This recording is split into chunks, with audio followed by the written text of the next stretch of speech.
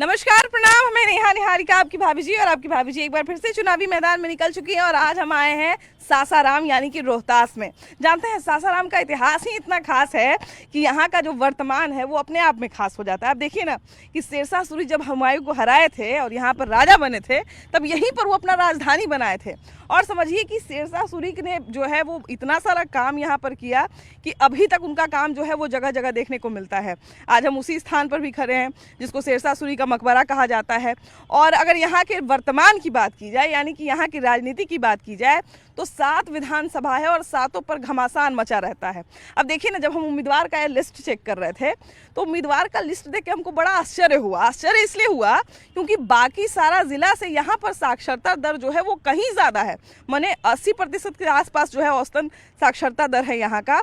लेकिन बावजूद इसके हम एक ही जाति का असर जो है वो देख रहे थे विधानसभा चुनाव पर। अब ऐसे में देखकर हमको बड़ा आश्चर्य लगा कि यहाँ के लोग क्या सच में पार्टी से ऊपर उठकर क्या व्यक्ति विशेष या जाति विशेष की ओर वोट करते हैं, आखिर क्या माजरा है। तो ये सारा चीज़ हम सोचे कि ज़रा समझेंगे जनता के बीच में जाके, और उसके अलावा ये भी जानेंगे कि बिहार विधानसभा चुनाव का सासाराम में क्या असर है, यहाँ के लोग किन राजनीतिक समीकरणों पर वोट देने वाले हैं, किन मुद्दों पर वोट देने वाले हैं। इन सारे सवाल का जवाब जो है आज हम सासाराम में तलाशेंगे। आइए।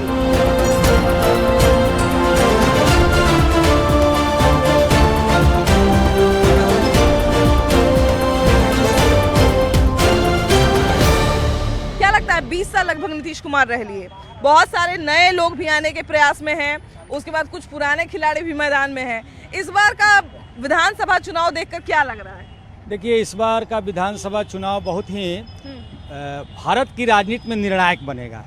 चूँकि पहले के 15 साल का जो उजड़े चमन थे उसको 20 वर्ष के चमन में उन्होंने बसाया है, जिसका ये सासाराम की तस्वीर आपको दिखाई पड़ रही है। लेकिन अभी की स्थिति ऐसी है, चूँकि हथिया नक्षत्र में इतना तेज बारिश हुआ कि सभी दल के उम्मीदवार अभी जो है बह गए हैं। कौन कौन सा काम अधूरा रह गया सासाराम? देखिए, अब कोई किसी भी सरकार किसी पार्टी की आए विकास को छोड़ नहीं सकती है। जिस रास्ते पर चल चुका है बिहार, उसको रोक नहीं सकता है। लेकिन आपके माध्यम से मैं जनता को एक संदेश देना चाहता हूँ, आप लोग जात पात धर्म से ऊपर उठ करके विकास, बेरोजगारी तो है ही, राष्ट्रीय सुरक्षा सबसे बड़ा मुद्दा है बिहार के लिए।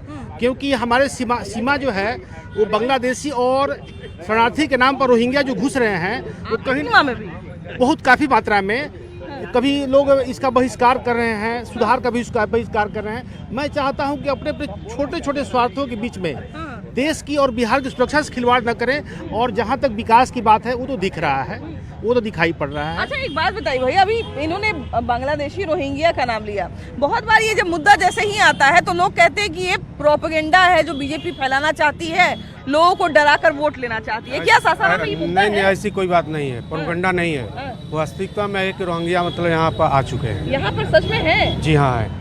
कहाँ, कैसे आपको पता चला कि यहाँ पे रोहिंग्या मुसलमान हैं या फिर रोहिंग्या बांग्लादेशी हैं? ये सब कैसे पता चला? अब सुनने में पता चल रहा है। कभी देखे होंगे या कभी सुने होंगे? सुनने में कैसे कैसे? आए दिन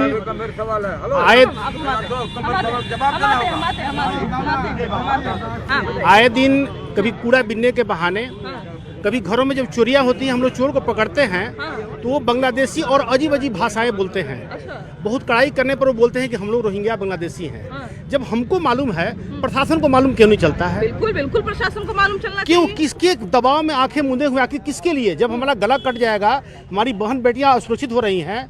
और मैं कहना चाहता हूँ कि सासाराम के कुछ ऐसे मोहल्ले हैं जहाँ के मोहल्ले के लोग अपना मकान घर बार बेच कर पलायन कर रहे हैं, रोजगार के लिए नहीं, भय से। अगर आप जो आरोप लगा रहे हैं, अगर उसमें जरा भी सच्चाई है तो ये बहुत मुश्किल की बात है। सासाराम का गोला लगातार खाली हो रहा है। हम सभी देख करके भी अपनी आंखों को बंद किए हुए हैं। हमारे ही भाई बंधु वहाँ से मकान बेच बेच के भाग रहे हैं। क्यों? आखिर इसकी जड़ में क्यों नहीं जा रहा है? कुछ लोग हैं यहाँ पे, जरा इनसे हम जानते हैं। क्या कहते हैं भैया? अभी ये गोला के बारे में बता रहे हैं कि वहाँ पर कुछ दिक्कत है। क्या लगता है, वहाँ पे सच में ऐसी कोई दिक्कत है क्या जो बता रहे हैं अभी? सबसे हमारे यहाँ समस्या है अफसरशाही का और भ्रष्टाचार का। नीचे सीओ से लेके बीडीओ से लेके ऊपरी स्तर तक भ्रष्टाचार से हम लोग इतना उब चुके हैं कि सरकार से हम लोग त्रस्त है। कोई भी काम बिना पैसा के नहीं होता है। रही बात, हम लोग भाजपा विहीन हो गए हैं जिला में।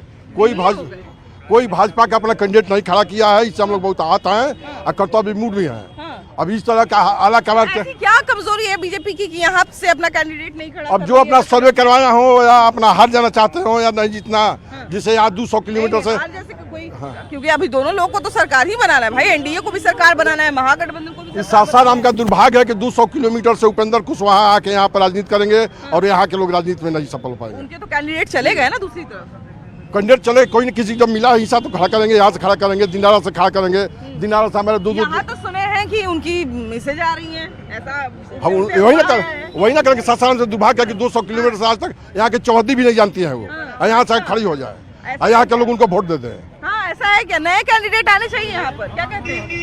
नया कैंडिडेट तो आना चाहिए, हाँ। लेकिन ये तो कुछ 5 साल में नजर ही नहीं आ रहा है। नजर ही नहीं आ रहा है। एक घंटा बारिश होती है तो सासाराम में लगता है कि पूरा पानी जम जाता है। कहाँ से हैं सासाराम में? सासाराम से हैं, यही मेरा घर। प्रॉपर हाँ, शहर से हैं। नेकर अब क्या नेकर कहिएगा इस बार बिहार विधानसभा चुनाव पर? विधानसभा में यही कहेंगे कि लालू एक व्यक्ति नहीं है, हाँ। एक दर्शन है हाँ। हम बैकवर्डों के लिए। हाँ। इसलिए जो भी महागठबंधन का कैंडिडेट आएगा, हाँ। मेरे हिसाब से वो सबसे बेहतर होगा और मेरा मत भी उसी के लिए होगा। कहीं ऐसा नहीं हो कि सब दर्शन करके चला जाए, वोट किसी और को दे दे। वो और हो सकता है, लेकिन जो मेरे दिल में बसता है वो आरजेडी है। और आरजेडी अच्छा ऐसा क्या आपके दिल पर उन्होंने असर किया? उन्होंने किया कि हमारे पूर्वज वोट नहीं देते थे, हाँ। तो वोट देने का काम लालू यादव के दौर में हुआ, वही बूथ वोट कैप्चरिंग हो जाता था। हाँ, ये इस क्षेत्र के बहुत सारे लोग जानते हैं कि 20 साल पहले 20-25 साल पहले बूथ कैप्चरिंग हो जाता था, लेकिन उसको बचाने वाला कौन है? लालू यादव है। हाँ भैया। आज बैकवर्ड को बोलने के सिखाया वही है। सही बात है भैया, सही बात है। ऐसी बात नहीं है जो कह रहे हैं, भावनात्मक भावना में बोल रहे हैं। अगर लालू जी की इन्होंने नाम लिया है तो उनसे ज़्यादा देश का माने पीछे ले जाने का कोई कार्य हमारा देश में कहीं हुआ है तो बिहार में उन्होंने किया था। जो स्कूटों पर चारा घोटाले की बात करते हैं, जो भ्रष्टाचारी हैं, आपको पता भी होगा परसों दिन अभी सुप्रीम कोर्ट के द्वारा उन पर दिल्ली में क्या हुआ, आरोप दर्ज करने की हुआ, और उस व्यक्ति का ये बड़ा गर्व से नाम ले रहे हैं। मुझे तो शर्मिंदा सा महसूस हो रहा है। उन पर भी, और तेजस्वी यादव जो अभी मुख्यमंत्री की रेस में है, उन पर जी, मुझे शर्मिंदा सा महसूस हो रहा है कि हम बिहार वासी अपने आप को कहते हैं। दो बात यहाँ पर आई है भैया। पहला तो भैया कह रहे हैं कि वोट देने पहले नहीं मिलता था, लालू यादव वोट देने का अधिकार दिलवाया। ये गलत बात है। गलत बात। हाँ, कहते हैं कि उससे पहले बूथ कैप्चरिंग होता था, वोट देने नहीं दिया जाता। ये सारा सर झूठ बोल रहे हैं। तो क्या होता था उस समय? पहले भी वोट होता था, आज भी वोट हो रहा है। हाँ। हाँ, क्या तो कहना है कि पहले गरीब जो है वो चप्पल पहनना, कुर्सी पर बैठना नहीं जानता था। पहले बेरोजगारी ज्यादा था, पहले घर में पैसा नहीं था तो आदमी क्या पहनेगा। आज सब कुछ है। हाँ, सबके पास सब कुछ है। लोग बोलता है कि महंगाई बहुत बढ़ गया है। कहाँ महंगाई है? 50-50 सर का मोबाइल एक आदमी चल रहा है। महंगाई है। बहुत सारे लोग दावा कर रहे हैं कि युवा इस बार हमारे साथ है। नहीं, युवा उसके साथ होगा जो युवा के बात बोलेगा, जो युवाओं के लिए बात करेगा, उसके लिए उसके साथ युवा रहेगा। तेजस्वी यादव के साथ? तेजस्वी नहीं। यादव कह रहे हैं कि हमारे साथ इस बार हाँ युवा ठीक है, तेजस्वी देखिए, हम किसी पार्टी को मतलब बुराई नहीं कर रहे हैं कि कोई भी पार्टी बुराई है, ठीक ना? सब पार्टी अच्छा है, लेकिन देखिए हमारा, अच्छा आप बताइए, अब यहाँ बढ़िया अगर रोजगार रहता था, बेचारे क्या बोल रहे थे, देख रहे हैं इनके बारे में। इनका देखिए दशा बेचारा क्या है बिहार का। अगर तो पूरा बिहार पूरा विकसित हो गया है, अच्छा हो गया है, पूरा विकास। जब विकास हो, देखिए धरातल पर ये है विकास, देखिए ना यहाँ का। बिहार जो है हमारा मंदिर है, इस मंदिर को बर्बाद करने वाले 70 साल का मरीज है। इस मरीज को इलाज करना मुश्किल पड़ रहा है।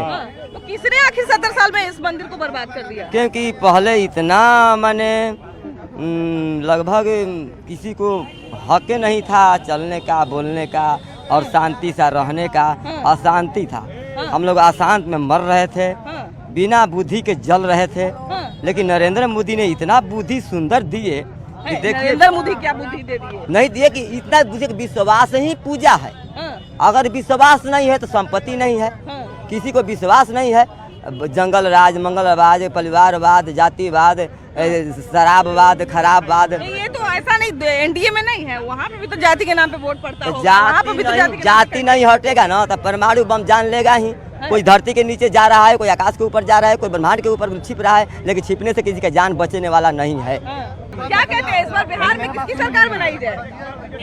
इस बार बिहार में नौजवानों की भीड़ उमड़ी है और बिहार में खास 3 बातें सामने उभर के आई है। पलायन का मुद्दा जोरदार है, बेरोजगारी जोरदार मुद्दा है और इन सवालों पर शिक्षा जो आज बच्चे लाठी खा रहे हैं, ये सारे नौजवान का मन परिवर्तन के लिए है। अभी एक नए आए हैं प्रशांत किशोर, तो वो भी अपना छपवाते हैं, दीवार पर लिखते हैं कि जन सुराज जब आएगा 5 काम हो जाएगा। उसमें वो पलायन वाला भी मुद्दा लिखते हैं, शराबबंदी वाला भी मुद्दा लिखते हैं। अभी जो भी लोग आएंगे इसी मुद्दा पर आएंगे।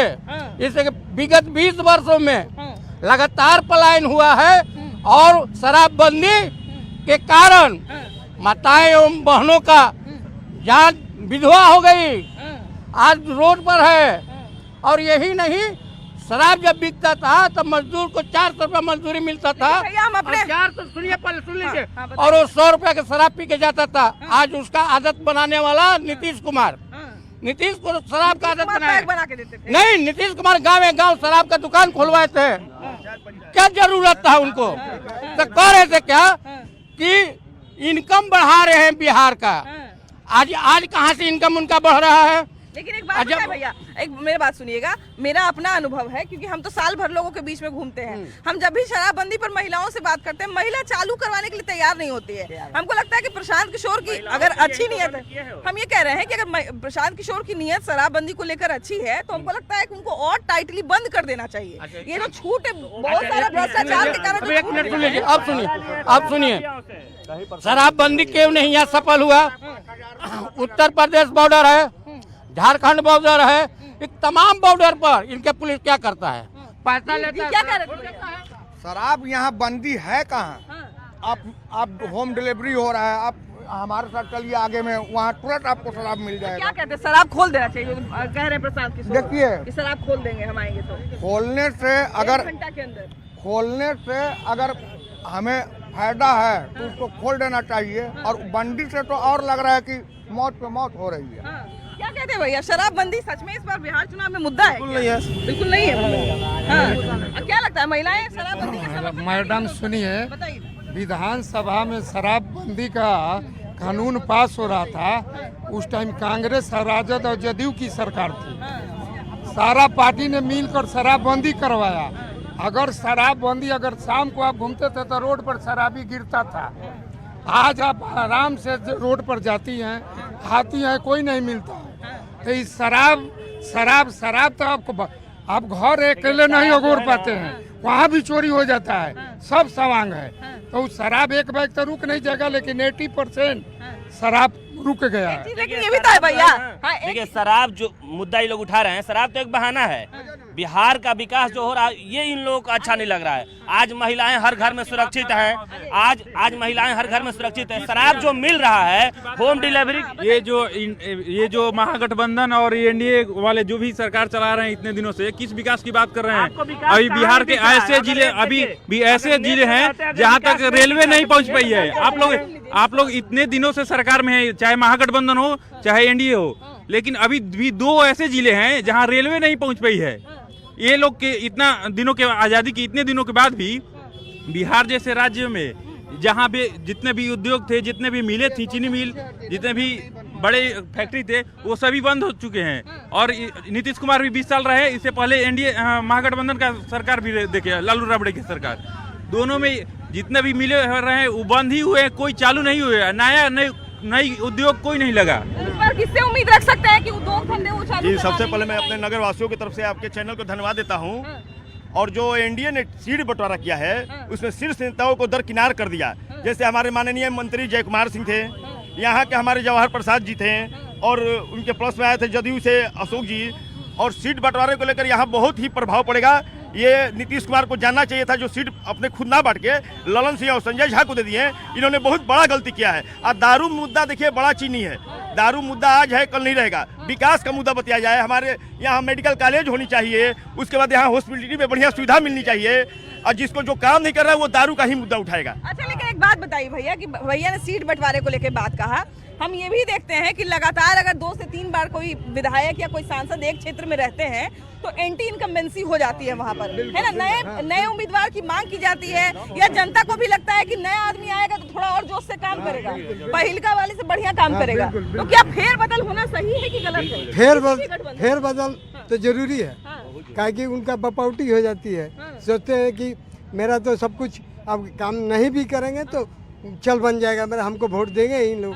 अब जैसे यहाँ के जवाहर प्रसाद थे, 25 साल रहे हैं, काम तो कहीं नहीं, जयराम करके बस उनका 25 साल निकल गए। फिर आए अशोक जी, उनका वे थोड़ा विकास का काम किए। हाँ, फिर ये आए राजेश कुमार, ये भी वही है। विकास का यहाँ सासाराम के लिए कोई सोच नहीं रहा है। हाँ। तो क्या कहते हैं, बदलना फेर बदल करना जरूरी है? फेर बदल करना मैडम बिल्कुल जरूरी है। और आपको एक बात मैं बता देना चाहता हूँ कि इस शाहाबाद क्षेत्र से महागठबंधन का सुपड़ा साफ है, क्लियर है। चारू साफ हो जाएगा इस बार तो सारा जनता जो है वो अलग अलग मूड, जो आरजेडी समर्थक हैं या जो कांग्रेस समर्थक हैं, कौन जानता है, वो बेवकूफ बोलता है कि घर घर नौकरी दे देंगे।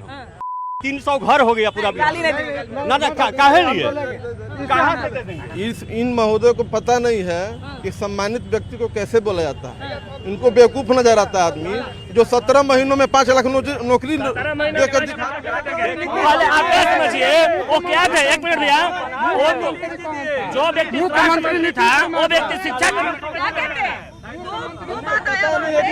17 महीने में ये सब पार्टी वाले हैं ये।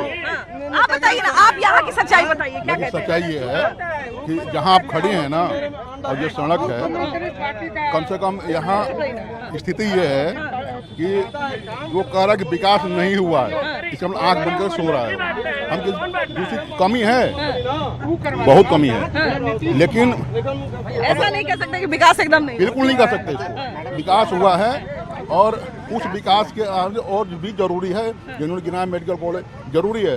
आज यहाँ इंजीनियरिंग कॉलेज है, कभी के जमाने में था यहाँ पे, यहाँ पर ITI नहीं था, इंजीनियरिंग तो छोड़ दीजिए आप, इंजीनियरिंग कॉलेज तो छोड़ दीजिए, ITI नहीं था। दूसरी बात क्या है, ये आप ट्रेन में देखिए, मैक्सिमम ट्रेनें यहाँ पर रुकनी शुरू हो गई हैं, तो ऐसा नहीं कहता कुछ हुआ ही नहीं है, लेकिन विकास क्या है, एक कंटिन्यूस प्रोसेस है और वो कंटिन्यूस रहेगा, वो जाए कोई जाए। और जहाँ तक नौकरी की बात है, कोई नहीं दे सकता। आइए भैया, क्या कहना चाह रहे हैं, आइए क्या कहना चाह रहे हैं? आपके चैनल के लिए सबको धन्यवाद। सबसे पहला नंबर देखिए, जो कहीं भी भूखमरी कहाँ मर रहा है इस पे किसी का विचार नहीं हो रहा है। भूखमरी कहाँ हो रही है इस पे किसी का विचार नहीं है। अभी देखिए, मान लीजिए जो नस्लाइट बेल्ट था न, चेनारी से सासाराम होते, अभी कहाँ गया नस्लाइट? अभी दुर्गावती जलाशय जो चालू हो गया, सारा किसान हमारा माने खुशी का धान चावल बढ़िया से खा रहे हैं, फिर क्यों नस्लाइट होंगे? अभी जो भाजपा कर दिया या कोई भी सरकार बने ना कोई करेगा जितना भाजपा कर दिया है। आज हमारे 12 रुपया में 2 लाख का इंश्योरेंस कौन सरकार दे रहा था? अभी जितना कर दिया ना कोई करेगा और ना कोई करने वाला पैदा हुआ है। आप भाजपा यहाँ से 100% गारंटी के साथ निकल रहा है, कोई रोकने वाला नहीं है। क्योंकि इतना विकास किया है ना, इतना विकास किया है कि विकास के लेकर के सभी महिलाएं, 99% महिलाएं। लेकिन बहुत सारे भैया, लेकिन बाकी सारे जो नेता हैं, बाकी सारे जो उम्मीदवार हैं, वो लोग भी तो अच्छा अपना घोषणा पत्र में बता रहे हैं, हम भी ये करेंगे, हम भी ये करेंगे, सब कह रहे हैं। सब देखिए, जनता अगर किसी पार्टी को न चुने, अगर व्यक्ति को चुनेगा ना, तो विकास होगा। क्योंकि फैसला जब पार्टी लेगी तो अपने पार्टी के अनुसार लेगी, और जब व्यक्ति अपना फैसला लेगा और चुना हुआ व्यक्ति रहेगा तो अपने जनता जनार्दन के अनुसार लेगा। जब तक इस देश में लोग व्यक्ति को चुनना जारी नहीं करेंगे, इस देश का कुछ होने वाला नहीं है। हमको ऐसा लगता है भैया कि विधानसभा चुनाव हो चाहे लोकसभा चुनाव हो, 2 आधार पे लोग वोट करते हैं। एक तो ये भी सोचते हैं कि हमारा जो उम्मीदवार है वो कैसा है, और दूसरा ये भी देखते हैं कि हमको अपने राज्य में कैसी सरकार चाहिए। देखिए, ये सिर्फ कहने कहाने का है। आजकल जानते हुए भी सबको जानते हैं, फंस जाते हैं चुपचाप। ठीक है, सब कुछ जानते हैं कि नहीं, हमें सब कुछ जानता है कि नहीं, विकास के नाम पर वोट देना चाहिए, रोजगार के नाम पर देना चाहिए, लेकिन वहाँ जाते जाते या तो जाति में बढ़ जाते हैं या किसी पार्टी में बढ़ जाते हैं, बहुत तरीके से हैं, मंदिर मस्जिद में बढ़ जाते हैं। उनको क्या चाहिए? मैं तो कहता हूँ कि 2 ही कानून चाहिए इस देश में, कि कभी भी कोई आवाज़ उठाए ना तो उसकी आवाज़ सुनी जाए, और जब आवाज़ उठा दिया और उससे पहले एक वारंटी उसको ये दिया जाए कि भाई तुम्हारी आवाज़ सुनी जाए, गलत है तो तुम्हें सजा भी होगी। 2 ही कानून चाहिए। यहाँ पे तो इतने कानून है कि आवाज़ उठाओ दबा दो, ठीक है, ऐसा नहीं होना भैया आप कहाँ से आ रहे हैं? बहुत कड़क गमछी लेके आ रहे लग रहा है, अभी टैग तोड़े हैं। ये बिहार में नया नया लॉन्च किया है जनसुराज ना, इसीलिए नया नया गमछी है। हाँ, ये बात भी देखिए कि पहले जो है वो खाली जो है मड़वा घिडारी में ही पीला गमछी देखने को मिलता था, चाहे बिहोती लोग ओढ़ते थे, लेकिन अब जनसुराज भी गमछी उड़ा दिया पीला सब। हाँ, सबको पीला गमछी उड़ा दिया क्या ना। कहते हैं इस पर जनसुराज कितना प्रभाव डालेगा? जनसुराज इस पर सरकार बना रहा है, बिहार में प्रभाव नहीं डाल। जी बिल्कुल। आपके कुछ लोग नाराज है, थोड़ा कार्ड उड़े, एक जगह वीडियो देखे कि जला रहे थे। वो तो जो कार्ड नहीं जला रहे थे, कार्डवा का जो लिफाफा बचा था ना, कार्ड तो बन के सबके घर चला गया है, और उसका जो खाली लिफाफा बटोर के रखा था ना, उसी को जला रहा था। आखिर काहे ऐसे हो रहा है? देखिए, हर दल में एक सीट से 5, 7, 8, 10 दावेदार हैं।